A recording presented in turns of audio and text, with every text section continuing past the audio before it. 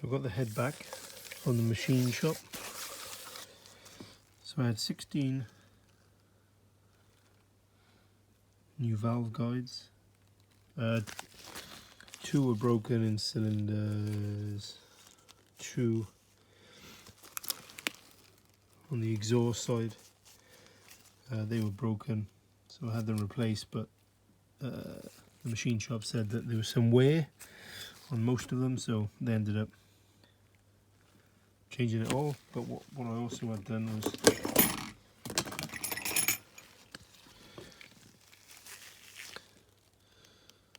all the valves cleaned,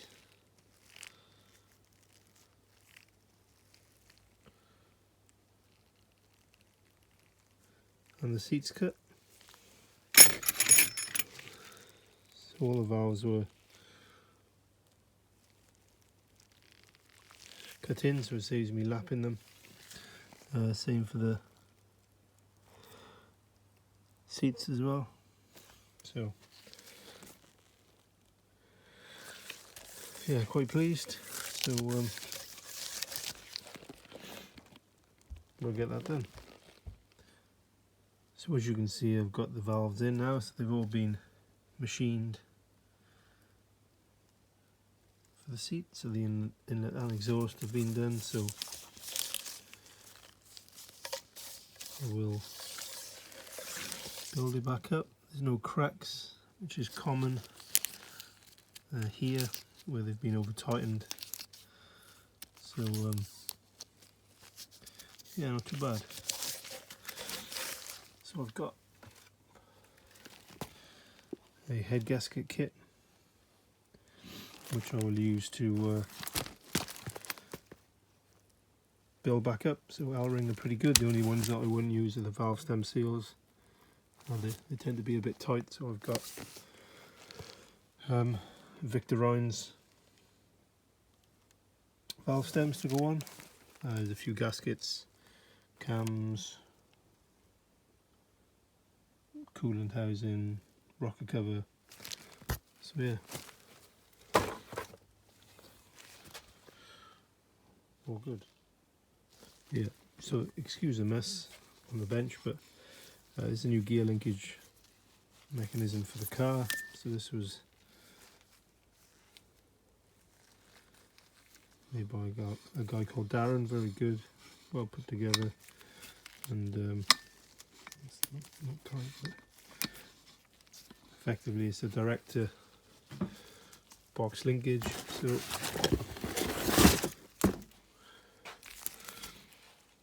very good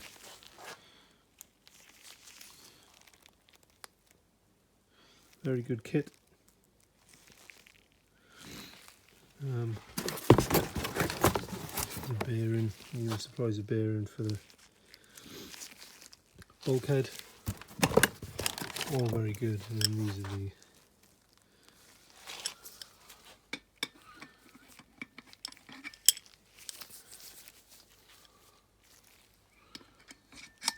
so that kind of goes on there. That'll go through the firewall and directly into the box. So yeah, quite pleased with that. Really nice bit of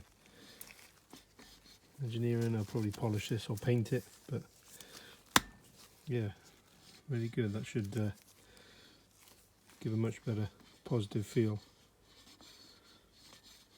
which is really good. So another thing I've been working on is this turbo. It's a pretty big turbo.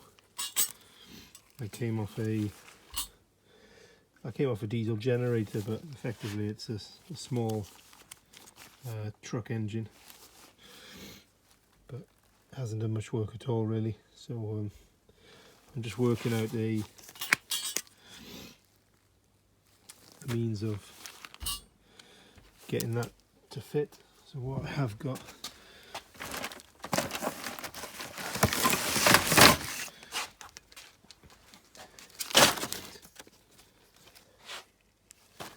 I need to make an inlet exhaust flange up.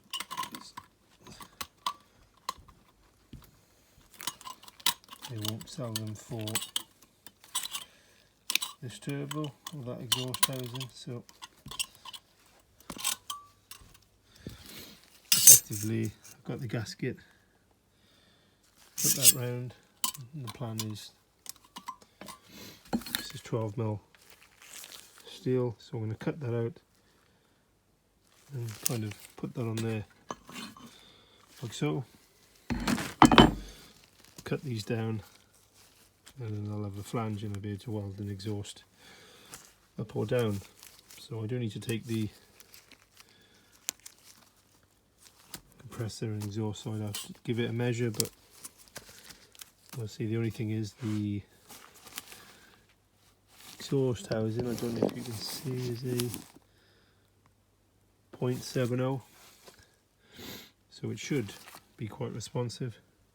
As I said, fairly large compressor. So yeah, so that's what I'm working on at the moment. Another thing I've been working on is stripping the engine bay. So it's been seam welded, which is good. So I'm just giving it a clean. I'm going to give it a fresh lick of paint. The strip brace is just there for mocking up purposes, but effectively I'm just going to see all the strengthening plates. The shell's very good, so the plan is to rub that down over the next few days, get some primer on it, and get it painted. Tidy it up. I need to cut the chassis leg here. I need to cut it down here, across and up here, just to space for the multi-rib belts. Usually this has been massaged, we say, with a hammer, which is a bit crude but generally works on the V-belt setups on the older type C20XEs, but when you have a multi-rib it comes into contact quite a lot. So as I said, I'm going to cut the section out here, recess it in, and that should give us enough room for that. And I may have to just trim the bottom of the chassis leg here, just to clear the bottom pulley. But yeah, effectively that's what's been going on. The engine is still over there, ready to go. So now I've got the head back, I'll build it back up, get the engine back together, get the engine painted and get it fitted, and we should be in a position to start mocking stuff up. I need to mock all brake lines up. I cut all the brake lines. Need to rerun the fuel pipe, so that I'll do as a feed, but I need to return, and we should be sorted. I've got a coif rack which is under here, which is a quick shift rack. So I've got new gaiters to go on there. So yeah, cheers. So additional to that, I've had to modify the standard cam belt and engine mount. In the Astras there's a plate that comes out here that mounts onto the passenger kind of upper chassis leg arch liner, but in the Nova I don't need it, so I've cut it off. Still allowing for the idler pulleys for the cam belt kit, but without the hassle of it banging the chassis leg on there. So that's been done. I just need to paint that.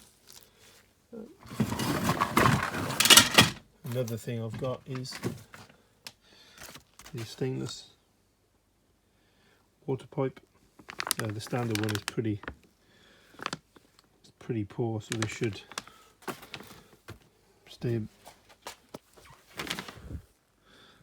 last a bit longer than the traditional steel pipe, which gets very frail and snaps, as I'll show you. The water pipe, as mentioned, as you can see, gets very corroded and brittle, and this one is actually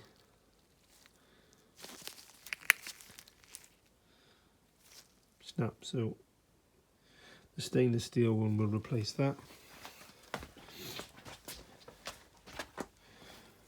So as you can see, kind of